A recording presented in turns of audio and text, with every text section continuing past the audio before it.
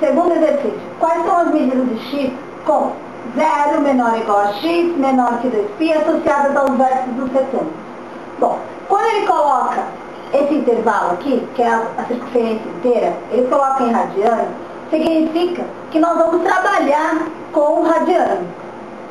Bom, a circunferência a gente começa a medir a circunferência aqui, 0 radianos.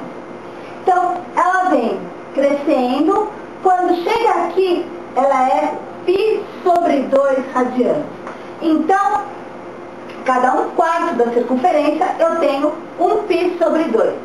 Quando chega aqui, nos 180 graus, eu vou ter quanto? Eu vou ter π, ou seja, 2π sobre 2, π radianos. Vou andando, aqui era 2π sobre 2, portanto, aqui embaixo vai ser 3π sobre 2. Quando termina a circunferência, 2π. Bom, ele pede para a gente achar esse ângulo N, o P e o Q. Como nós vimos no primeiro exercício, tá? Eles são simétricos. Então, essa medida aqui que mede 1π sobre 3, vai ter a mesma medida aqui, aqui e aqui. Ou seja, são arcos simétricos, né? São arcos de mesma medida, ângulos simétricos. Agora, como é que eu vou fazer para achar? Eu sei que aqui eu tenho 1π sobre 3. Aqui não é π? Já que eu estou trabalhando no denominador 3, em vez de colocar 1π, eu vou colocar 3π sobre 3, que é a mesma coisa. Se aqui eu tenho 3π sobre 3, eu vou voltar 1π sobre 3. Portanto, aqui vai ser quanto? 2π sobre 3, certo? E aqui, 3π sobre 3, eu vou andar mais 1π sobre 3. Portanto, aqui quanto vai ser? 4π sobre 3.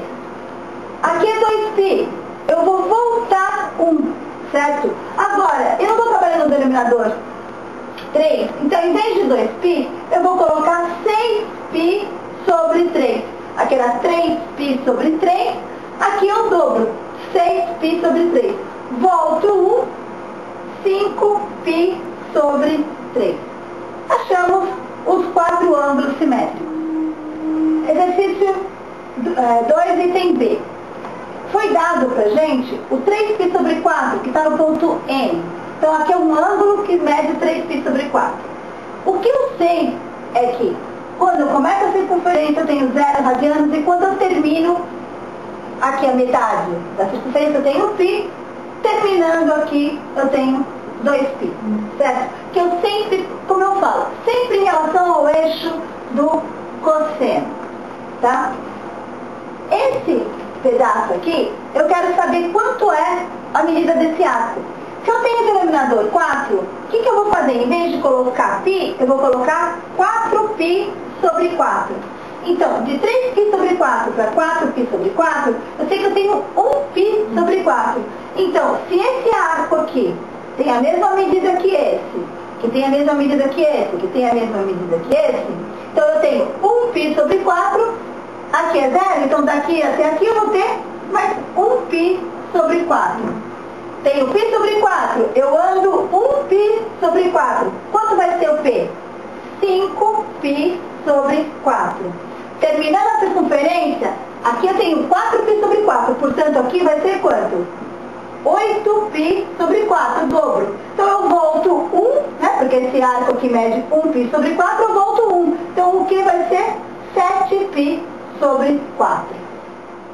Antes de fazer o terceiro exercício, vamos recordar um pouquinho como é que nós vamos fazer para achar os ângulos, né, os valores do seno, cosseno e tangente dos ângulos 30, 45 e 60 graus, tá?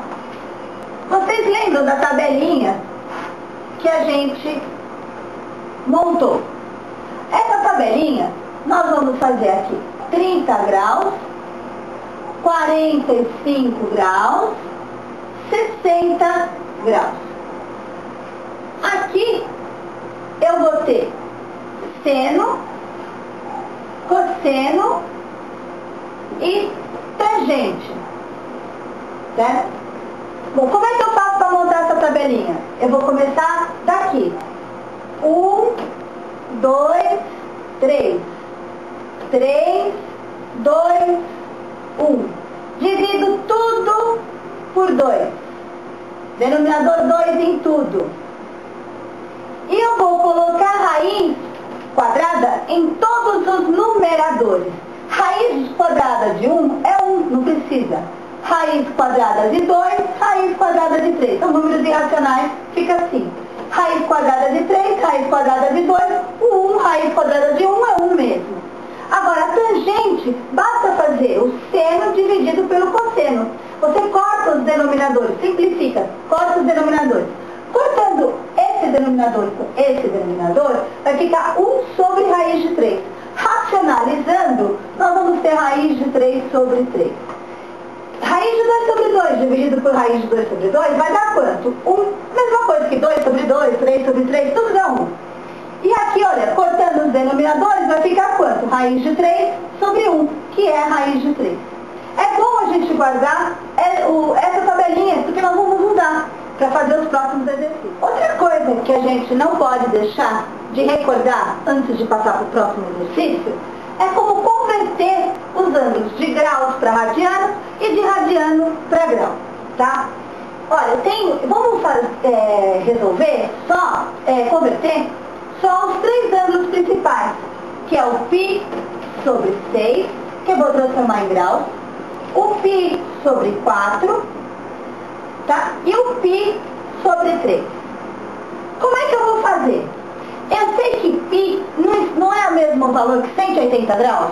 Então, se eu pegar 180 graus, dividir por 6, tá? Eu vou ter quanto? 180 dividido por 6 é 30. Então, eu vou ter a mesma coisa que 30 graus. Π sobre 4 é 180 dividido por 4. Vai dar quanto? 45 graus. Π sobre 3. Π 180 dividido por 3 dá 60 graus. Agora, fazendo o contrário, tá? Se eu tivesse só o 30 graus, o 45 e o 60 graus para passar para radiano, como é que eu faço? Eu pego 180 dividido por 30. Quanto é 180 dividido por 30? Dá 6. Então aqui é π sobre 6. Pego 180 dividido por 45. Quanto é 180 dividido por 45? É π sobre 4. Deu 4, né? Então π sobre 4. 180 dividido por 60 dá 3. Então vai ser π sobre 3. Então fiz a mesma coisa, só que aqui nós convertemos de radiano para graus e aqui de graus para radiano.